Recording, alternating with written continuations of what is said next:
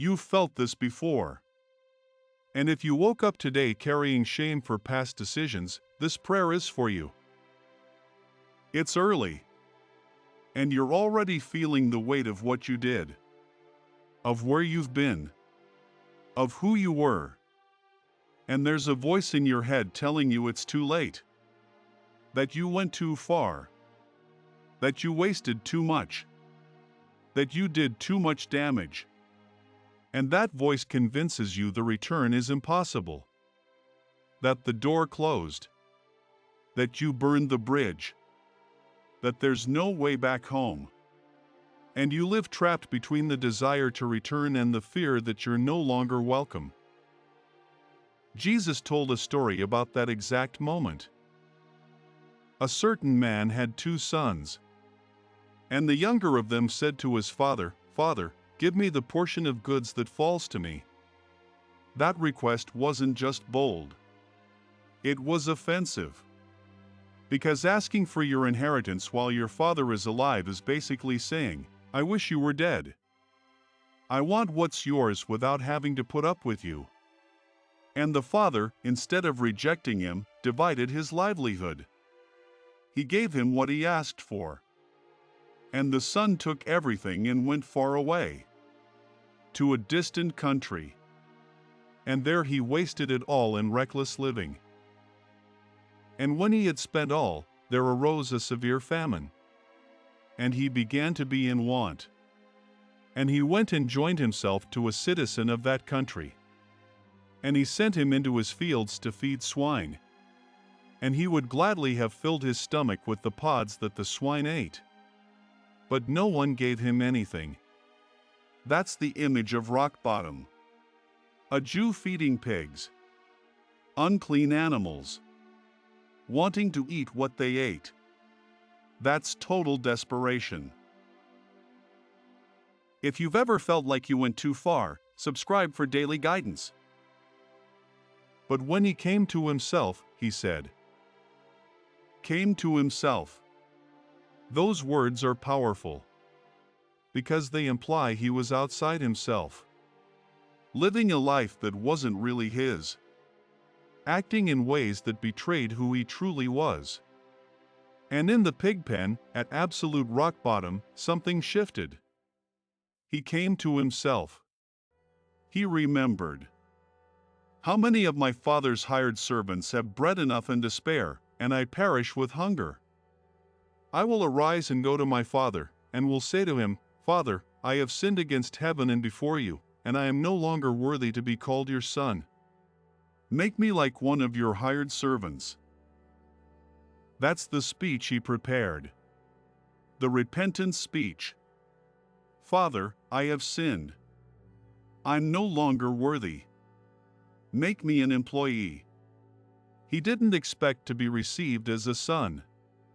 He only asked not to starve. But then comes the part that changes everything. And he arose and came to his father.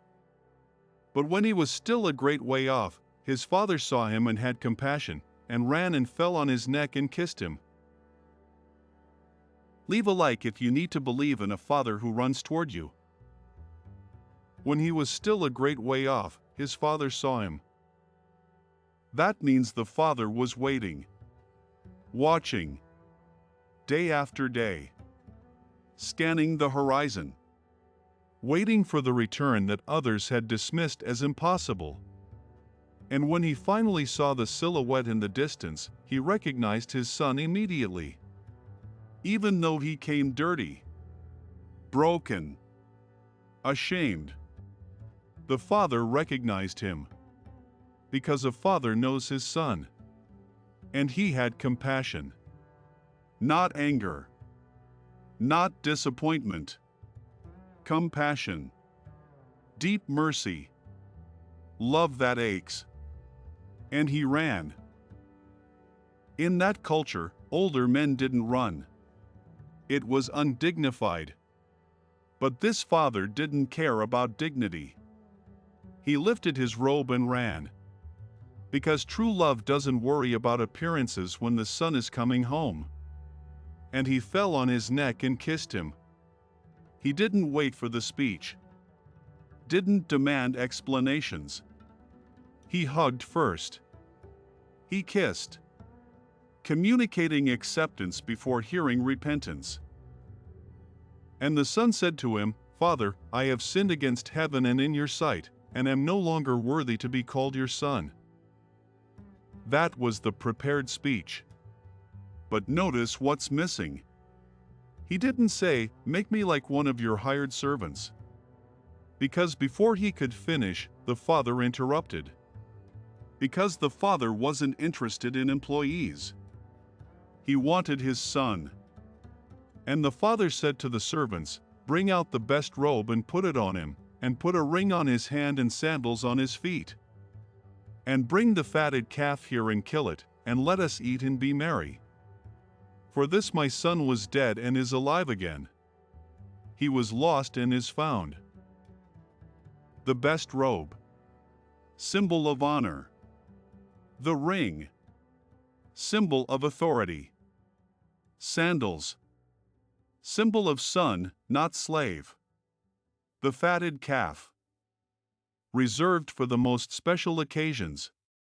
All this for someone who had just wasted his inheritance. For someone who had dishonored the family name. For someone who had lived recklessly. And the reason is simple but profound. This my son was dead and is alive again. The son's return was more important than what he had done while he was away. Share this video with someone who needs to come home. And they began to be merry. Party. Celebration. Music. Dancing. All because the lost son had returned. But then the older brother appears. Now his older son was in the field. And as he came and drew near to the house, he heard music and dancing.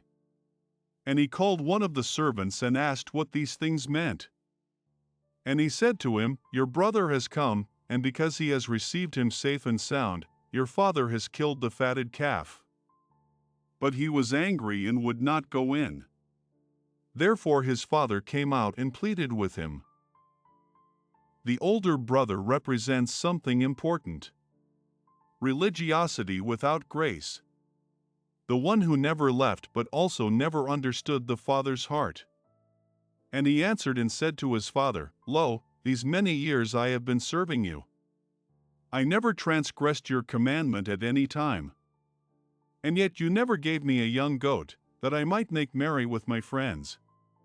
But as soon as this son of yours came, who has devoured your livelihood with harlots, you killed the fatted calf for him." This son of yours. He didn't say, "My brother." He said, "Your son." Distancing himself. Rejecting the relationship. And his complaint reveals his heart. "These many years I have been serving you." He sought his relationship with the Father as service. As duty. Not as love. He didn't understand that everything the Father had was already his. Not by merit, but by relationship. And the Father said to him with tenderness, "Son, you are always with me, and all that I have is yours. It was right that we should make merry and be glad, for your brother was dead and is alive again, and was lost and is found." It was right. Not optional. Right. Because when someone who was lost returns, heaven celebrates. And if heaven celebrates, we must too. This parable isn't just about a son who returned. It's about a father who never stopped waiting. Who never closed the door. Who never said, "It's too late." Who ran when he saw his son in the distance. Who hugged before hearing excuses. Who restored before seeing complete change. Turn on notifications to receive daily messages of grace. So if today you're feeling like you went too far, listen to this. The Father is waiting. Not with anger. With love. Not with rejection. with open arms, not with a prepared sermon, with a ready embrace. And the first step back, as difficult as it may be, you take.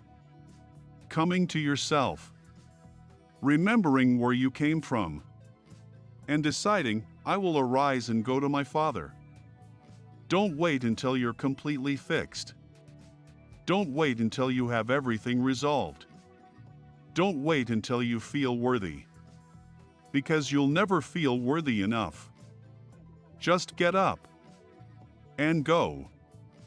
And when you're still far off, He'll see you, and He'll run, and He'll embrace you, and He'll restore you, not because you deserve it, but because that's who He is, because you're His son, and a father always wants his son at home. May this morning not be another morning of living far away. May it be the morning you decide to return, where you take the first step, where you say, Father, I have sinned. I'm no longer worthy, but I'm coming back to you. And when you take that step, you'll find something you might not have expected. Arms that receive you, a kiss that restores you, a robe that honors you, a ring that authorizes you, sandals that dignify you, and a party that celebrates your return. Because you were dead and are alive again. You were lost and are found. Welcome home.